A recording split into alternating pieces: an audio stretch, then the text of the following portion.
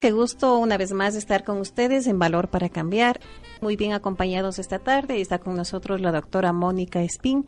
Le agradecemos mucho por su colaboración en el programa. Muchísimas gracias, Susi. Es siempre un placer y un honor poder estar en este espacio compartiendo algunos elementos de aprendizaje mutuo. El tema de la tarde me parece en realidad muy importante, doctora, las relaciones tóxicas. Cuando hablamos de relaciones tóxicas, lo primero que solemos pensar es una mala gestión emocional de pareja, pero de este tipo de relaciones tóxicas se pueden dar en cualquiera de los ámbitos, ¿verdad? Así es, mi Susi querida. De hecho, yo le planteo que podamos tener un diálogo en torno a las relaciones tóxicas que se dan en el núcleo de la sociedad, que es la familia. ¿Y por qué le planteo esto? Porque las relaciones tóxicas con la pareja o con los amigos o en el ámbito laboral tienen un origen y que se da en la forma en la que yo, como hijo, como padre, como madre, me relaciono al interior de la familia. Es decir, la familia es el modelo que da a las personas la forma en la que se tiene que relacionar con los ámbitos de afuera, con los amigos, con el trabajo, con las parejas, etcétera, etcétera. Entonces, creo que sería importantísimo que podamos abordar este tema desde mirarle a la familia como generadora de estas relaciones tóxicas. Yo le veo como uno de los problemas, doctora, el hecho de que no tenemos claro qué es una familia. Uh-huh. Y me parece importantísimo la pregunta porque hay una idea tradicional de la familia conformada por un padre, por una madre, por un hijo varón, a veces el mayor, por una hija, por el perro, por el gato, por la casa y por el carro. Uh-huh. Esta imagen o esta idea que nos han vendido es un sinónimo de felicidad. Entonces las personas realmente hacemos esfuerzos inmensos para lograr tener esta imagen que nos han dado como el ideal perfecto de familia. Sin embargo, con todos los cambios que se han vivido a nivel universal, con los cambios económicos, con los cambios sociales, es importante entender que ahora la familia es distinto a lo que antes se veía, ¿no es cierto? La familia concebida como el núcleo de la sociedad en donde hay un conjunto de miembros que interactúan entre sí para obtener objetivos comunes y para lograr una buena convivencia. Realmente eso es lo que es una familia. Es decir, los miembros que estamos dentro de esta familia, que funcionamos de forma armónica para lograr objetivos cada vez mejores y de bienestar para los miembros que estamos conformando la familia. Y en esa lógica, las familias son inmensamente diversas. Entonces tenemos familias de padres con hijos, de madres con hijos, de abuelos con hijos, de hermanos con hermanos, de tíos con sobrinos, etcétera, etcétera, etcétera. Es importante entender que la familia no es el número de miembros, sino es la calidad de miembros y la calidad de la relación que se establecen en estos miembros, porque encontramos muchísimos, ahora más que antes, familias monoparentales, es decir, de un solo miembro, ¿no es cierto? Madres con hijos, madres que se llaman solteras, aunque yo realmente creo que la madre es madre, uh-huh. No es una madre casada o una madre soltera, son madres con sus hijos que forman una familia.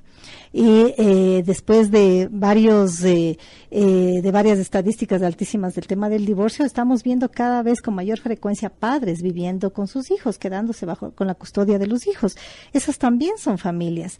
Entonces, nuestro interés es que estas familias distintas, diversas, variadas que se están dando, puedan tener las mejores relaciones posibles para que los miembros que están participando de esa familia salgan lo más fortalecidos posibles y que la familia sea un ejemplo y un referente para las relaciones sociales que las personas tengan y de qué forma ellos se vayan vinculando con los demás de manera armónica, de manera respetuosa y de manera sana.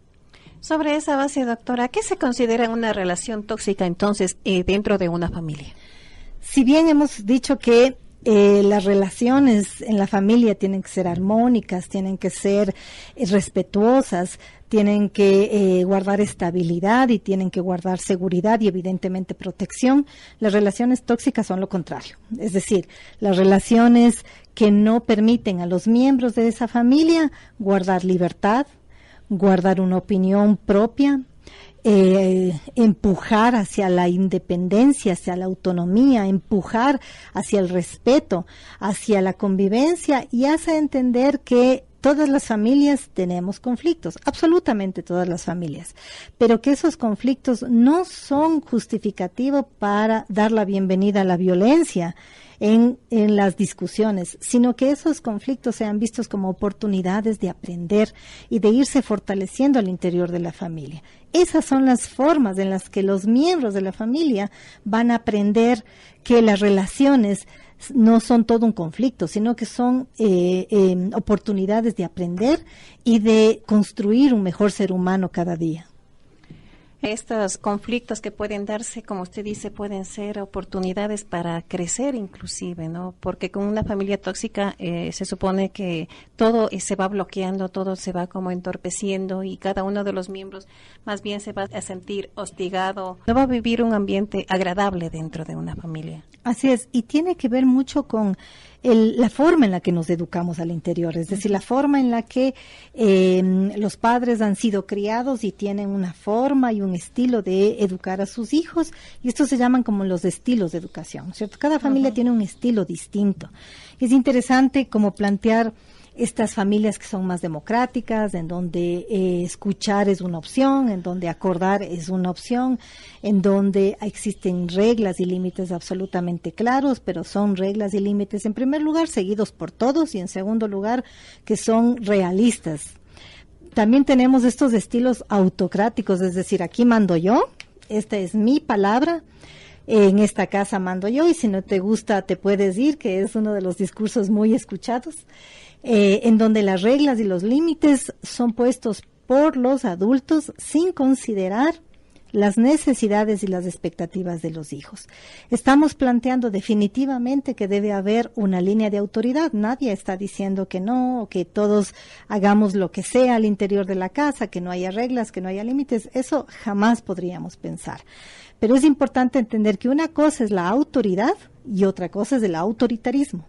La autoridad implica firmeza y respeto y el autoritarismo implica imposición y exigencia. Frente a la imposición y a la exigencia, lo que nosotros encontramos son hijos que se rebelan todo el tiempo frente a reglas y a normas, primero no claras, segundo incoherentes, porque es muy escuchado en donde en esta casa no se fuma o en esta casa no se miente y los primeros que fuman o los primeros que mienten son los padres. Pero entonces reglas no claras, no coherentes y sobre todo reglas surgidas desde los padres y únicamente desde los padres. Creo que es importante que la familia vaya haciendo un proceso de crecimiento mutuo, pero que vaya también creciendo con la edad de los hijos. Es decir, no es lo mismo tener normas y límites con niños de 2, 3, 4, 5 años que tener normas y límites con adolescentes de 13, 14, 15 años y no es lo mismo tener normas, reglas y límites con adultos de 23, 24, 25 años. Y a veces los padres queremos seguir sosteniendo las reglas del guagua de 3 años, de 4 años con un adulto de 22, 23 años. Entonces creo que estas normas y estas reglas tienen que ir siendo progresivas y tienen que ir avanzando según la familia va evolucionando con los ciclos que van viviendo. Uno de esos estilos educativos son los que se dan a través del ejemplo, ¿verdad? Totalmente. De hecho, incluso con el estilo democrático, con el estilo autoritario, todo es ejemplo. La familia es un referente y es un ejemplo de cómo las personas aprenden a vivir. Uno no aprende a vivir afuera, aprende a vivir adentro de la familia y la familia le va diciendo a usted cómo debe hablar con las personas, cómo se debe relacionar con las personas, cómo debe tratar a las personas, el tema del respeto, por ejemplo, el tema de los límites, eso se aprende en familia. El problema es que cuando estas relaciones que se dan en la familia están plagadas de arbitrariedad, de falta de comunicación y elementos mucho más graves como la violencia, como el consumo de sustancias, como el alcoholismo, como la violencia en general. Ese tipo de elementos realmente vuelven a las relaciones familiares un caos impresionante. La dificultad ahí es que estas relaciones no solamente afectan a las personas que están involucradas pensando que sean los adultos, sino que inciden directamente en los hijos que van creciendo mirando el modelo de cómo se tiene que ser familia. Y esas esos modelos y esas referencias, los hijos luego lo aplican en sus propias vidas. Y cuando ellos buscan familia, hacen exactamente lo mismo. Eso se llama la repetición de los patrones transgeneracionales. Eso significa que un modelo o un patrón que yo aprendo en mi casa, necesariamente lo voy a aplicar en mi vida cuando yo busque un espacio familiar. Entonces, si yo vengo de una familia violenta, si yo vengo de una familia agresiva, lo que yo voy a buscar cuando tenga mi pareja va a ser precisamente un ambiente agresivo para la pareja y para la familia. Entonces, es importante entender que estas relaciones familiares realmente pueden afectar definitivamente a la vida de las personas en el futuro. Eso es importante entenderlo. En una familia con este tipo de relaciones tóxicas, difícil establecer los roles que le corresponde a cada uno de los miembros de la familia, ¿verdad? Sí. Y es interesante lo que usted acaba de mencionar porque quiero plantearle algunas características de estas familias. No solamente tienen que ver con lo que usted acaba de decir, con el tema de los roles difíciles de asumir, sino que además no existe individualidad.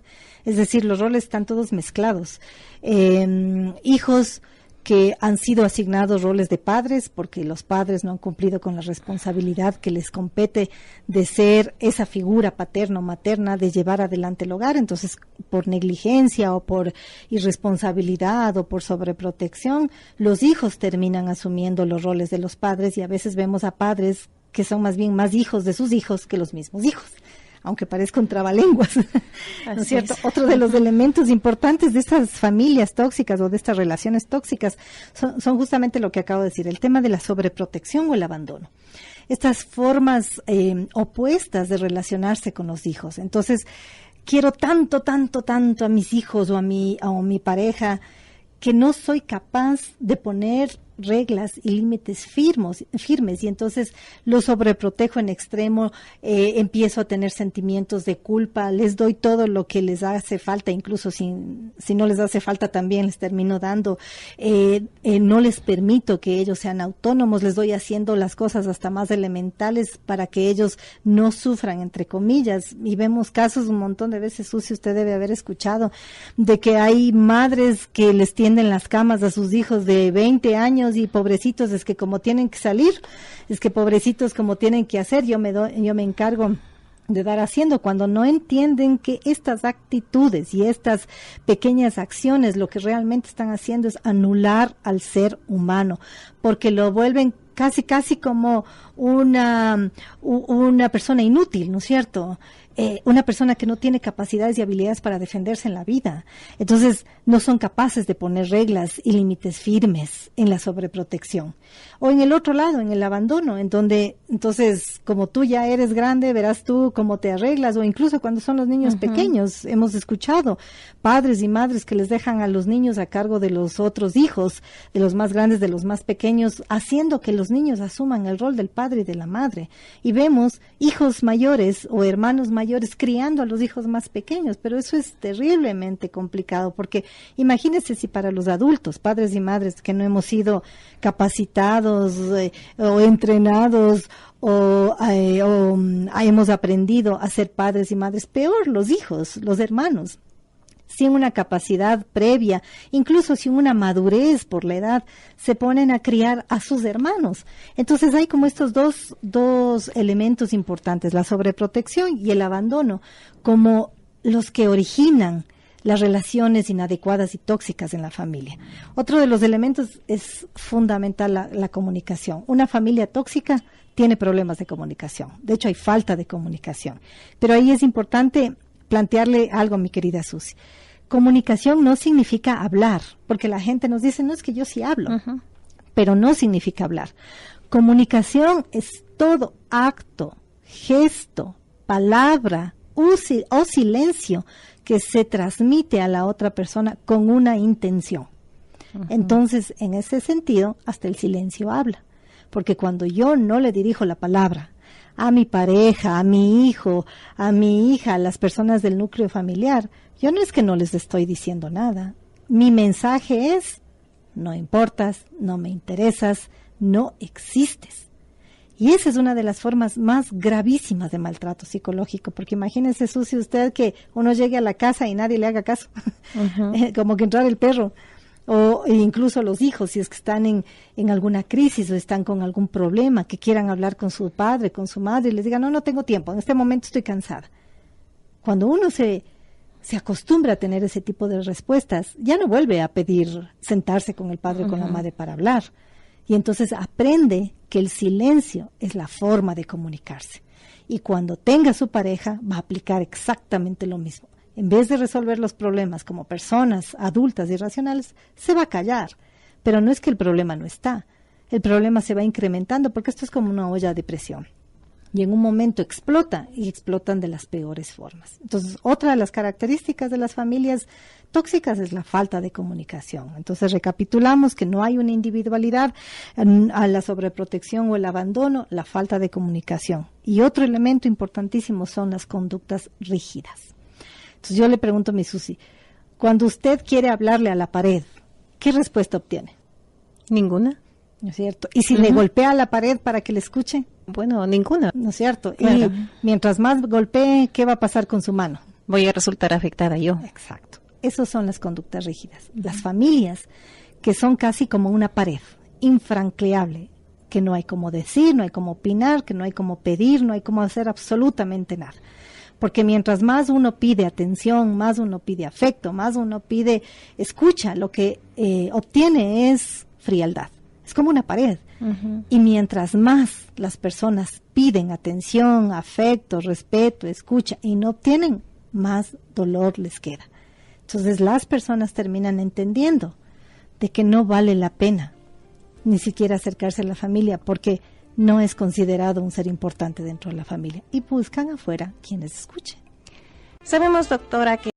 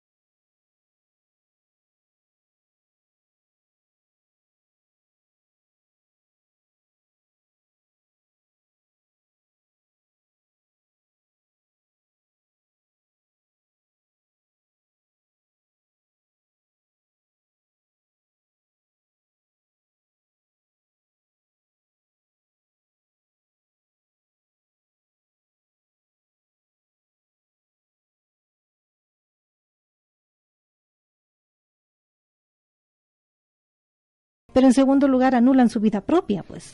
Y es un acto egoísta, ¿no? Totalmente egoísta, porque escuchará mi Susi más de una vez las típicas argumentos de las personas que dicen, ¿y por qué seguiste medicina? Ah, porque mi papá era médico, pero a mí realmente me hubiera gustado seguir arquitectura y cosas de ese estilo. Es porque hay unas expectativas que no se cumplen o que se quieren trasladar, que se repitan a los hijos, y los hijos a veces terminan siendo meros cumplidores de las expectativas de los padres. Entonces, esa es otra de las causas.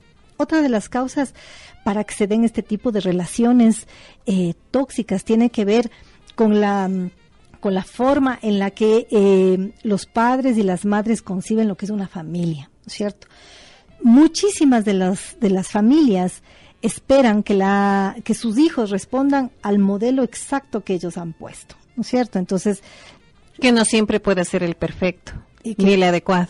y que casi nunca es el perfecto, porque no existe perfección. Dicen que solo Dios es perfecto, no existe perfección, existe aprendizaje y proceso, pero muchas de los padres y de las madres exigen a los hijos un nivel de pulcritud en el cumplimiento de lo que el padre y la madre pone. Entonces, tienes que ser de esta forma, comportarte de esta forma, hablar de esta forma, porque para eso yo estoy trabajando, dándote todos mis esfuerzos para que tú lo único que debas hacer es cumplir con lo que te estoy diciendo. Y eso, es por tu bien. Exactamente. Y es por tu bien, exactamente. Y ese tipo de conductas de manipulación llevan más bien a las familias a realmente romper los vínculos. Porque hay hijos que terminan detestando estar en la casa o tener relación y vínculo con los padres. Y lo hacen porque dicen: no me siento escuchado, no me entienden, quieren que sea como ellos dicen, de la forma que dicen, entonces no se llegan a acuerdos, yo creo que armónicos, porque no habrá acuerdos perfectos, definitivamente, pero sí habrá acuerdos en donde nos permitan a nosotros tener una vida un poco más armónica y pacífica. Creo que esa es otra de las razones también. El tema de las relaciones tóxicas también tiene que ver, de hecho muchos de los estudios han determinado 2 elementos que son de altísimo riesgo y que tienen que ver con la violencia y con el abuso de sustancias. El uno de la violencia, porque evidentemente una relación plagada de gritos, de agresiones, de golpes, de abuso, etcétera, etcétera, no puede ser pues una relación que nutra, es una relación que daña porque afecta el elemento más profundo del ser humano, que es la autoestima. Esta violencia tiene que ver con la necesidad de ejercer poder. Y a veces ese poder es ejercido por el padre y la madre en contra de los hijos. A veces es ejercido del padre contra la madre y los hijos. A veces es ejercido de la madre contra el padre y los hijos. Es decir, el poder no está determinado en una persona. Está determinado en función de quién quiere tener la razón en esa familia. Pero otro de los elementos violentos, mi Susi, también tiene que ver con la sobreprotección, porque muchas de las personas me dicen: pero es que si yo le quiero tanto a mi familia, que lo único que yo hago es sacrificarme y trabajo y me angustio y estoy pendiente, si no les dejo que hagan nada solamente para que ellos estén felices. Ese tipo de argumentos son terriblemente nocivos, porque el resultado es que nosotros tenemos, por ejemplo, hijos de 30, 32 años viviendo en las faldas de la madre o en la protección del padre sin trabajar, por ejemplo. Entonces, esa no es una relación sana, porque el ser humano debe cumplir sus ciclos y debe realizarse, y la forma de realizarse es independizarse. No pueden los hijos estar metidos en el seno de la casa del papá y de la mamá, teniendo un papá y una mamá adultos, y a veces adultos mayores, que trabajan para darles de comer a los hijos que están en edad productiva. Eso es sobreprotección. ¿Quién resulta más afectado en una relación así de tóxica, doctora? Yo creo que las afectaciones son de ambas partes, y son de ambas partes porque la persona adulta, por ejemplo, que ejerce esta relación tóxica con los hijos, no puede ser feliz, pues, porque no se puede liberar, porque no puede actuar con autonomía, no puede ver felices a sus hijos, y evidentemente las otras partes, los hijos, también salen afectados. ¿Pero cómo es eso, doctora? En el fondo seguramente quiere ver felices a sus hijos. Todo el mundo quiere tener, el objetivo de los padres siempre será dar y ver lo mejor a los hijos. Pero no sabe cómo hacerlo. Pero eso es el objetivo consciente. Pero el objetivo inconsciente tiene que ver con de qué forma yo estoy empujando a estos hijos a que sean independientes y felices. Porque tal vez lo que yo estoy diciendo es que yo quiero que seas feliz, pero por ejemplo te tengo agarrado en mis manos. O por ejemplo, utilizo los 3 elementos que para mí son los elementos más nocivos en las relaciones humanas: la culpa, la victimización y la manipulación. Cuando yo utilizo la culpa, la manipulación y la victimización, lo que obtengo son miembros de la familia sumisos, sometidos, pero con una agresividad interior, porque nadie puede estar contento cuando sabe que están manipulándole, cuando se siente inútil, cuando se siente poco productivo, cuando no se siente feliz, cuando no se siente liberado. Nadie puede ser feliz, y entonces va empezando a acumular enojo, rabia, y a veces esa rabia y ese enojo es contra los padres, ¿cierto? Entonces nosotros tenemos hijos agresivos y violentos con los padres. Y cuando los padres nos dicen, pero si yo le doy todo, si yo estoy siempre a su servicio, realmente lo que vemos es que ahí hay un manejo de manipulación terrible. Y es, claro, te doy todo, pero no te vayas. Te doy todo, pero te sostengo. Pero te doy todo, pero ya sabes que te voy a hacer dependiente de mí. Y esa es una de las peores formas de manipular en la familia, la dependencia. Porque hay padres que sostienen la dependencia incluso a hijos adultos y la manejan la dependencia económica, afectiva, familiar. Entonces te doy para ayudarte, entre comillas, para ayudarte, pero no te suelto y opino en tu familia, opino en tu vida, opino en tus decisiones y yo te digo lo que tienes que hacer a pesar de que tú ya seas un hijo hecho y derecho. Entonces es una dependencia económica, la dependencia emocional que tiene que ver con que, claro, pobrecita yo, estoy solita, hijos malagradecidos que no me vienen a ver, que yo he entregado mi vida para que ustedes estén bien, etcétera, etcétera. Manipulación afectiva. Entonces, esas formas de manipulación hacen a los hijos que se sostengan anclados a un sistema familiar que no les permite crecer.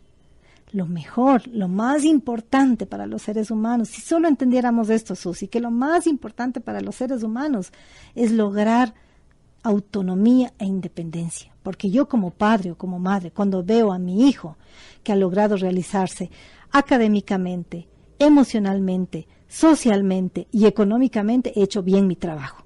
Si yo veo como padre y como madre que mi hijo sigue ahí metido en mi casa de 25, de 28, de 30, 32, de 40 años, es más, de que se casan, se divorcian y regresan con los hijos, con la familia, etcétera, y yo tengo que estar de 60, 70, 80 años manteniendo a mis hijos todavía, reprobé la tarea, no hice mi tarea bien. A propósito de las víctimas, yo diría que también la víctima puede convertirse en victimaria, entonces. Claro, definitivamente, porque lo que hemos conversado, ¿no es cierto? Los modelos se repiten, entonces si me haces, te hago.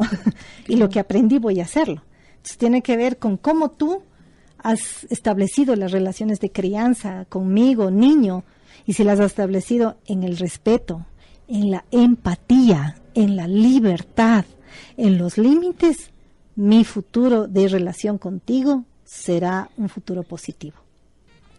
En un hogar así todos enferman. Enferman no solamente emocionalmente, psicológicamente, sino también pueden llegar a enfermar físicamente.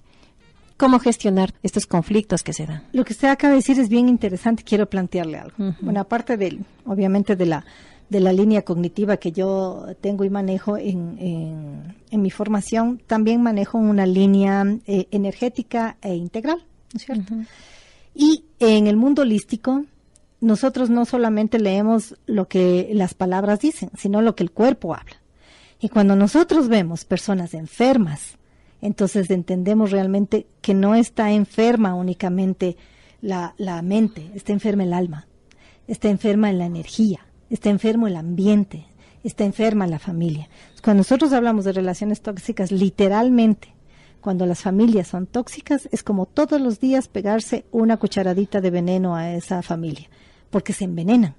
Entonces, si yo no sano las relaciones, yo no sano el cuerpo. Pero para sanar las relaciones tengo que sanar mi alma primero. Yo, padre, madre, tengo que sanar. Padre, madre, hijo, hija, quien sea. Tengo que sanar la relación conmigo mismo. Cuando yo sano la relación conmigo mismo y me perdono de un montón de cosas que creo que soy culpable. Cuando yo sano mi alma, empiezo a sanar mi relación con los demás.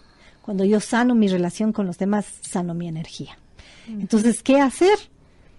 Busque ayuda, ¿no? La mejor solución. Por favor. ¿Qué hacer? Creo que en primer lugar, uno tiene que aprender a autoeducarse. Tiene que aprender a leer. ¿A cualquier edad? La edad es indistinta. Cuando uno aprende a educarse, a leer, entonces uno va entendiendo que hay cosas que están en mis manos poder cambiar. Entonces lea, edúquese, busque ayuda. Y no necesariamente el psicólogo, busque ayuda de personas que usted vea que son referentes importantes y que tienen una vida en libertad. Converse, abra. Pero en el siguiente momento, acepte. Porque lo más difícil en las personas es aceptar que estoy enferma y que tengo una familia enferma y que las relaciones al interior de mi familia son enfermas. Porque recuerde lo que la gente dice, todo se queda en familia. No hay nadie más que tu familia para amarte como te amamos. Todo el mundo puede fallarte menos la familia, pero yo le doy el otro lado. No todas las familias son el ambiente idóneo para que las personas crezcan. Entonces, si quiere crecer en un ambiente sano, acéptese, quiérase, respétese. Primero usted, ser humano, persona, hombre, mujer, respétese. Luego que usted se respete, se conozca, acepte sus propias falencias, sus propias dificultades, empiece a sanar eso. Y si no puede solo, busque ayuda. Pero además, empiece con el respeto. El respeto a entender que usted no es el único que tiene razón, que usted no es el que tiene la verdad absoluta, que las otras personas pueden alimentarle, pueden hacerle crecer. Entender que no hay menores o no hay personas disminuidas, no es que mis hijos que me van a opinar, no, que también los niños tienen mucho que decir y que los hijos pueden ir aprendiendo. Creo que esta es una labor indispensable para cambiar una sociedad que a veces nosotros decimos está enferma.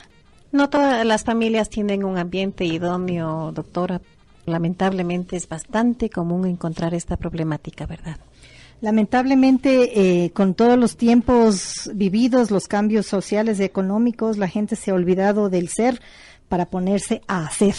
Uh-huh. Viven haciendo, y la mayor parte de veces haciendo dinero.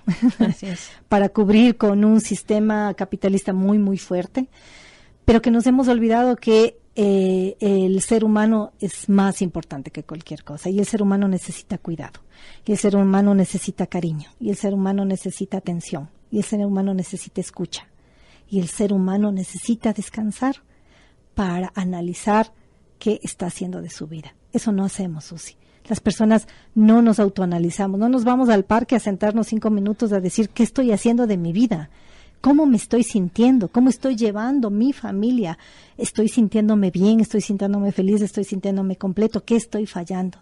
Si nosotros nos diéramos un momentito para guardar silencio propio y analizar al interior de nuestras vidas qué está fallando, si nos diéramos ese tiempo, nos daríamos cuenta que hay cosas que podemos hacer para mejorar. Entonces creo que la tarea aquí, Susi, es antes de mejorar las relaciones tóxicas, mejore su relación consigo mismo. Amor, respeto a uno. Amor incondicional. Y yo siempre le digo a las personas que tienen la bondad de acudir en mi servicio terapéutico. El amor primario y el más grande es el amor propio. Si no hay amor propio, no hay amor a nadie. Muchísimas gracias, doctora Mónica Espín. Ha sido un lindísimo tema. En realidad yo le agradezco mucho. Sé que habrá llegado a los oídos y posiblemente a la razón de muchas personas, ¿verdad? ¿Por qué no nos da, por favor, su número telefónico, dirección tal vez de su consultorio? Muchísimas gracias, Susi. Ustedes pueden encontrarme en el 099-566-3023. Le repito, 099-566-3023 o en mi consulta que queda ubicada en la avenida República y Alemania. Ha estado con nosotros la doctora Mónica Espín. Gracias, amigos, por habernos acompañado. Muchísimas gracias.